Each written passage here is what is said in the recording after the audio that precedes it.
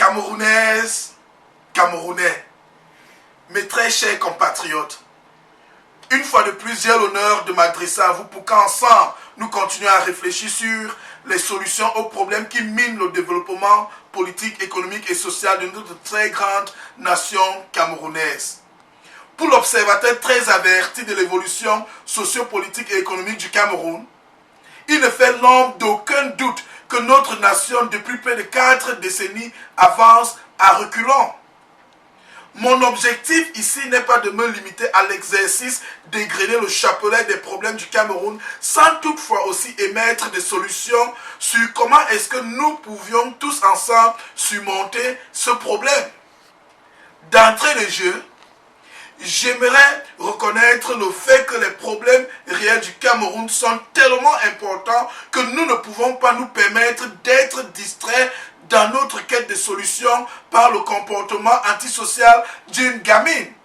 Fût-elle la fille du responsable en chef de tous les problèmes ou crises politico-économiques qui minent la société camerounaise. Certes, il est vrai que dans notre culture, il faut tout un village pour élever un enfant.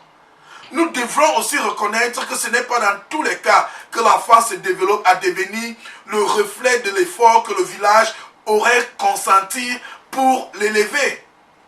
Aujourd'hui, à tort ou à raison, beaucoup de personnes de bonne moralité avec de bonnes intentions pensent intimement que les déviances sociales de Brenda Biya sont entièrement dues à l'incapacité de M. Paul Biya à bien élever sa progéniture. Pour ma part, c'est avec d'énormes réserves que je donnerai considération à l'idée que M. Paul Biya est parentalement irresponsable uniquement sur la base des déviances sociales de sa fille Brenda. Nous tous avions dans nos familles des exemples des enfants qui, une fois devenus adolescents, nous bouleversent par le fait que rien en eux ne reflète la rigueur morale de leurs parents. Mais toutefois, je voudrais attirer votre attention dans un tout autre domaine où les effets de l'irresponsabilité de M. Paul Biya ne font l'ombre d'aucun doute. La déchéance graduelle et progressive sur le plan économique, politique et social que connaît le Cameroun depuis près de 34 ans aujourd'hui est indéniablement due à l'irresponsabilité créale de M. Paul Biya à bien diriger le Cameroun.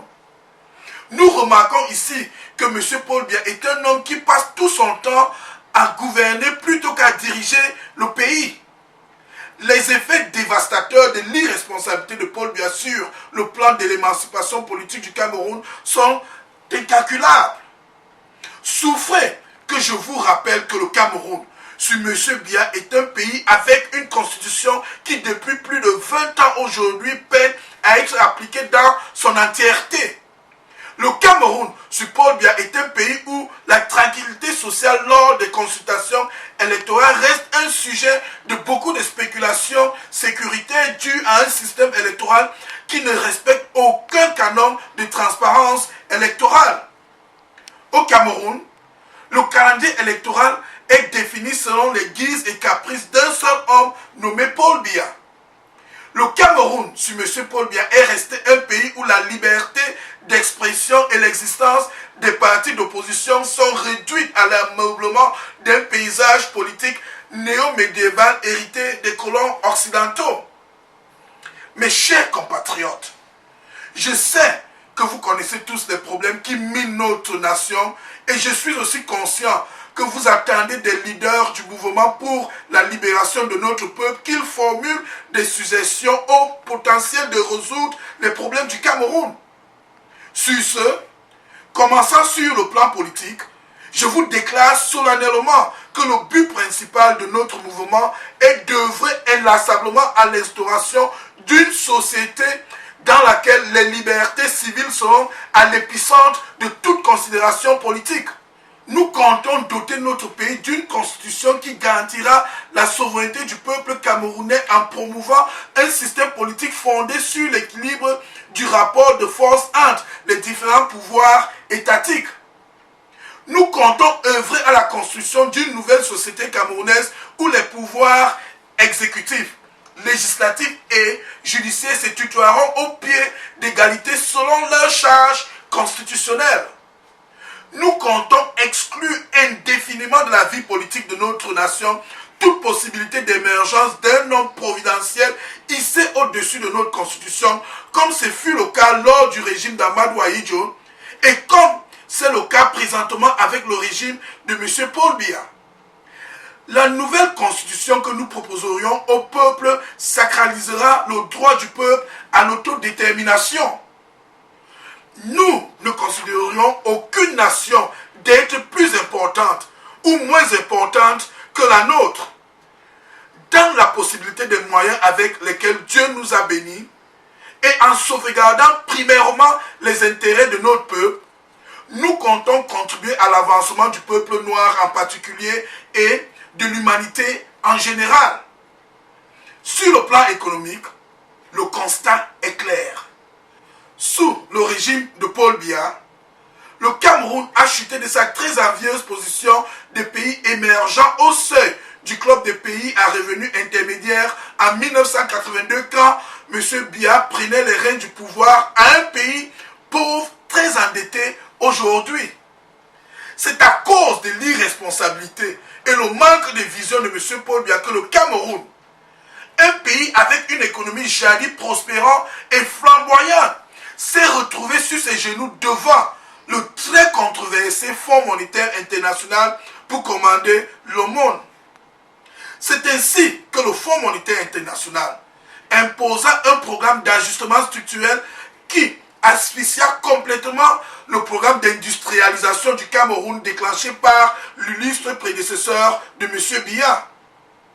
Les résultats de l'asphyxiation de l'industrialisation du Cameroun par le Fonds monétaire international sont évidents à travers les dépôts de bilan des sociétés telles que la Sosucam, la Camsuco, la Simencam, la Lucam, la Cameroon Airlines, la Camship, la SICAM, la Cameroon Bank, l'Office national de commercialisation de produits de base, la Solucam, la Régifecam, le VCAM et bien d'autres entités que je ne saurais citer ici. De cette labyrinthique connivence entre le régime de Paul Biya et le Fonds monétaire international, la plus grande victime fut et demeure nous, le peuple camerounais. Une fois de plus, sachant que vous brûlez de connaître nos suggestions de solutions aux problèmes économiques du Cameroun, je vous propose ici la teneur des grands axes de notre vision pour le redémarrage et l'accélération de la croissance économique de notre nation. Nous croyons fermement que la croissance économique d'une nation est inextricablement liée à la capacité de productivité industrielle de cette nation. Ainsi, nous nous proposons de poursuivre de manière très vigoureuse une politique d'industrialisation de notre paysage économique. Nous comptons puiser dans l'énergie de l'immense potentiel intellectuel de nos économistes progressistes les éléments dont nous aurions besoin pour transformer notre économie d'une économie de rente à une économie industrialisée. Déjà, nous sommes conscients des défis que susciteront notre ambition d'industrialiser le Cameroun. L'un des majeurs défis auxquels nous serions confrontés sera celui de trouver des financements pour notre projet d'industrialisation. Pour rendre notre pays attirant aux investisseurs nationaux et extérieurs, nous comptons devoir assainir nos institutions judiciaires en favorisant la transparence et la prééminence de l'état de droit dans toutes les relations transactionnelles entre les acteurs impliqués dans les activités du secteur économique de notre pays. Un autre défi de grande envergure que nous comptons surmonter sera celui de procurer pour notre pays son indépendance économique à travers l'octroi d'une monnaie nationale parmi tant d'autres actions que nous comptons engager dans le domaine économique. Que ceci ne fasse l'objet d'aucune spéculation et que les sceptiques m'entendent très bien. Nous allons doter notre pays d'une monnaie nationale. Oui, c'est possible. Je saisis l'opportunité ici pour interpeller tous les soi-disant opposants qui croient que le peuple camerounais n'est pas assez responsable pour engager un débat sur son avenir monétaire à rebrousser chemin. Un peuple qui gronde pour avoir sa propre monnaie après plus de 50 ans d'indépendance ne saurait être traité d'être irresponsable.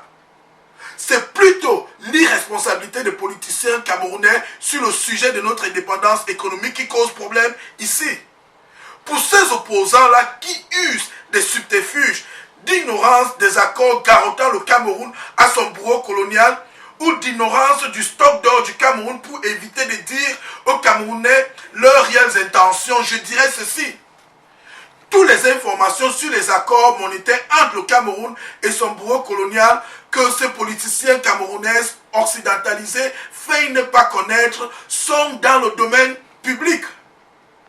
Il suffit de visiter le site web de la Banque des États de l'Afrique centrale pour prendre connaissance des hideeuses conventions monétaires contre le Cameroun que nous récriminions. En ce qui concerne le stock d'or du Cameroun, les informations y relatives sont publiées sur le site web de la Banque mondiale. Alors, cessons de vouloir tourner le peuple camerounais en bourrique. Quant à nous, nous comptons sur le soutien massif du peuple camerounais pour renverser la tendance de décroissance vertigineuse de notre économie nationale entamée sous le régime de M. Biya. Enfin, les frasques du régime de M. Biya dans le domaine du développement social du Cameroun sont indescriptibles. La déconfiture de notre système de sécurité sociale est une conséquence du marasme politique et économique entretenu par le régime de M. Biya durant ces 34 dernières années.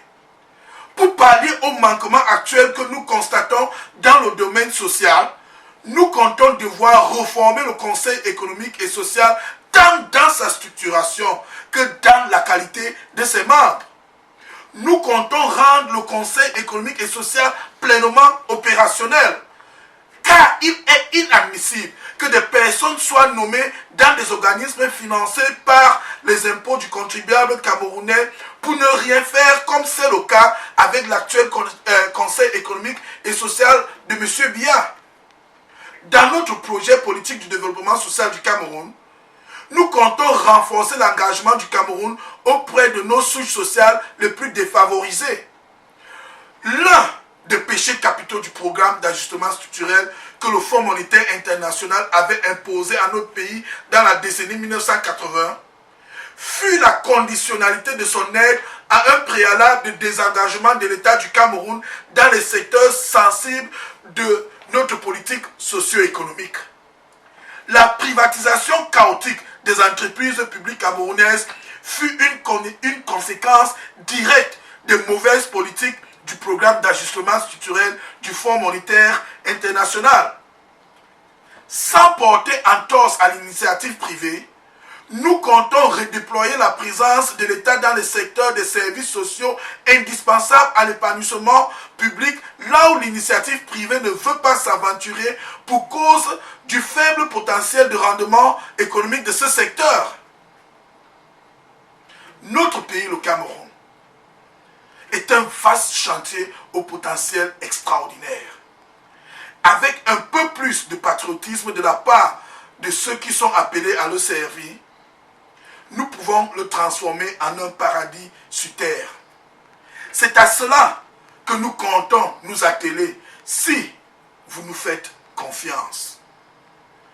Vive l'émancipation des peuples noirs descendants d'Afrique. Vive le Cameroun. Et que Dieu vous bénisse. La lutte